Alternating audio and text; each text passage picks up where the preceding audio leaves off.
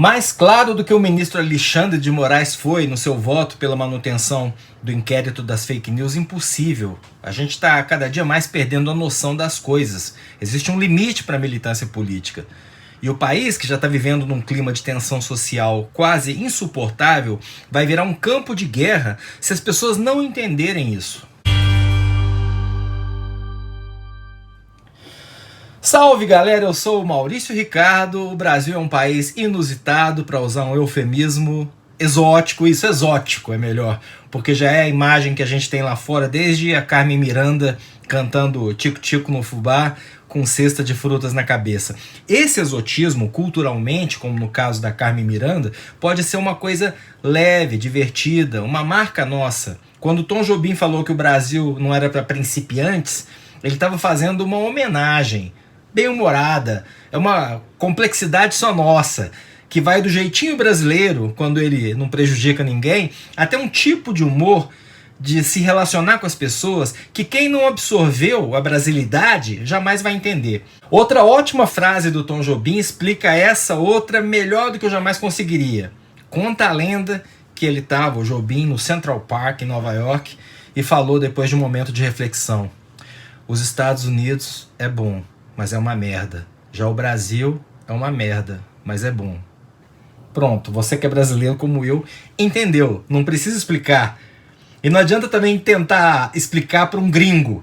Sabe quando você vê meme de russo e se pergunta o que está acontecendo? Ou de indiano também, um guarda indiano dando espalho nos outros com uma vara e aquilo ser normal? Veja que não é cacetete, murro, rasteira, a violência policial clássica. Tá mais para um exercício de autoridade de professor inglês da era vitoriana, ou aquela vó do interior que batia com chinelo na bunda. É coisa deles, não é pra gente tentar entender. Então, antes da internet, a gente discutia política de um jeito diferente. A gente brigava por política de um jeito diferente. Você tinha uma minoria que vestia camisa no sentido figurado, discutia num nível mais elevado. Tinha uma grande maioria que vestia camisa literalmente, porque antigamente muita gente ia até o comitê do candidato ganhar camiseta, hoje é proibido. E tinha uma parcela no meio do caminho que era politizada, discutia política no barzinho, no jantar em família, mas não se comprometia com aquilo a ponto de criar um clima de guerra. Engana-se quem pensa que eram pessoas menos politizadas, menos comprometidas. Não, era o contrário. Era gente comprometida com ideias, com causas, mas conscientes das limitações dos políticos. Ninguém era escravo do voto. Na maioria das vezes, sequer se discutia voto. Acabou a eleição? Acabou.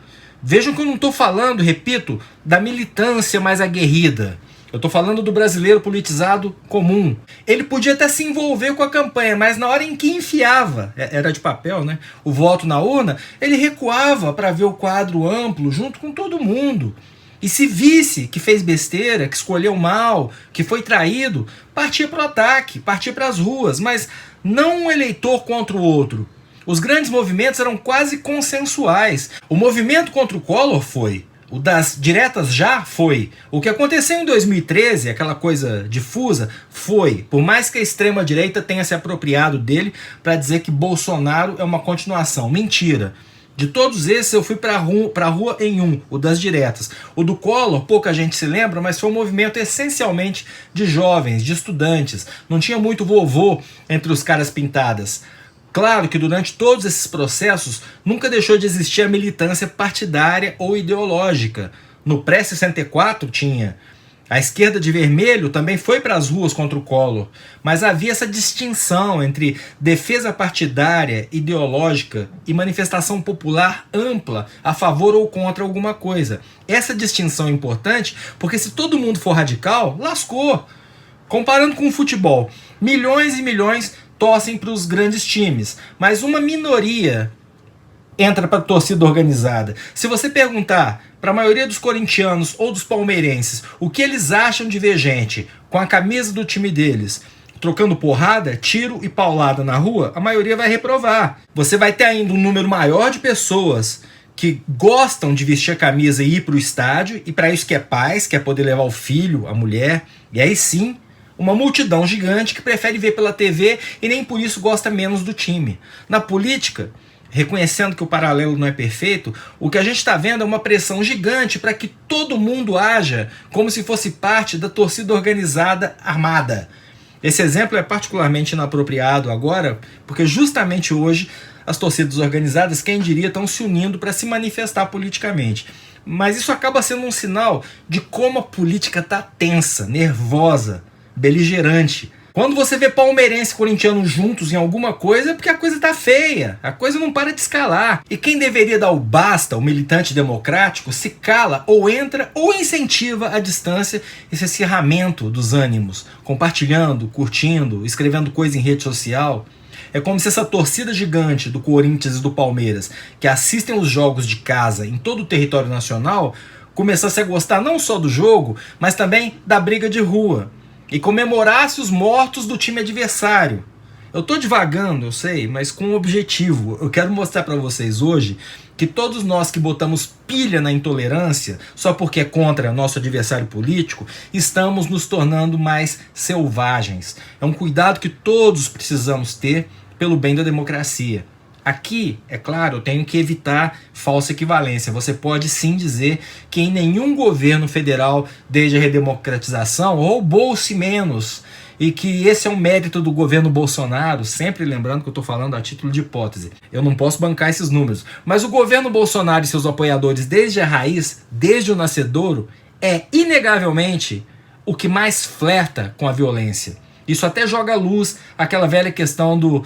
Se você sabia como teve coragem de não ir votar.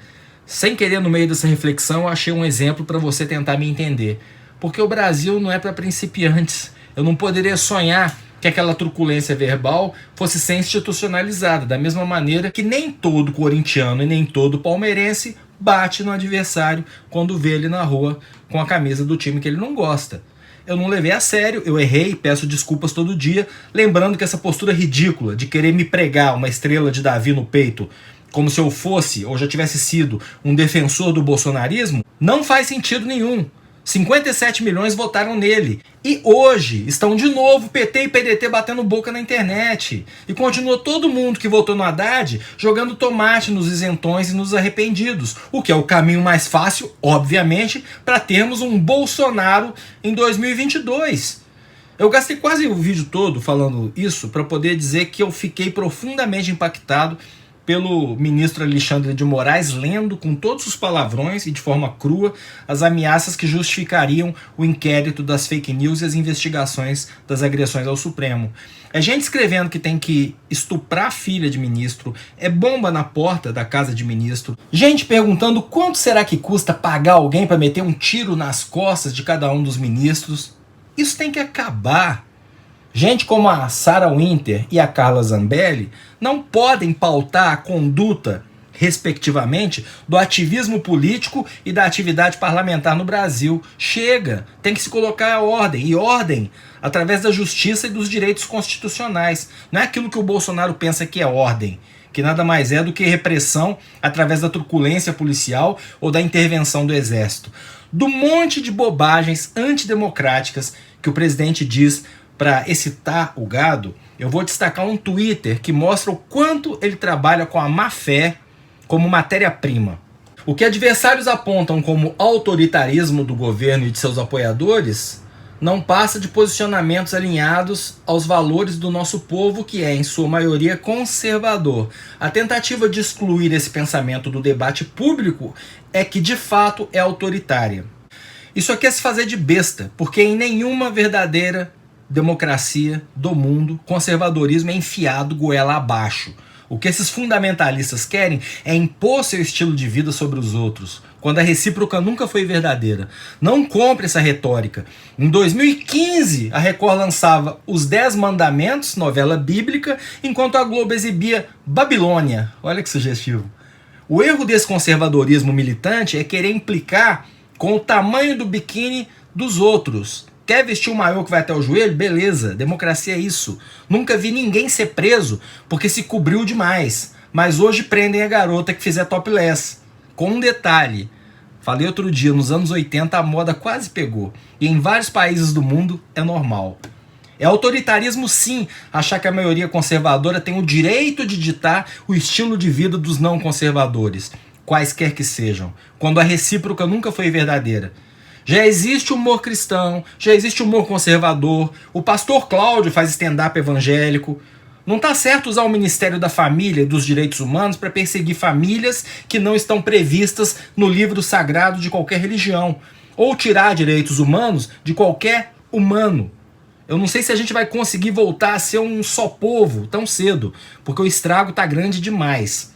Mas na dúvida, opte pela tolerância.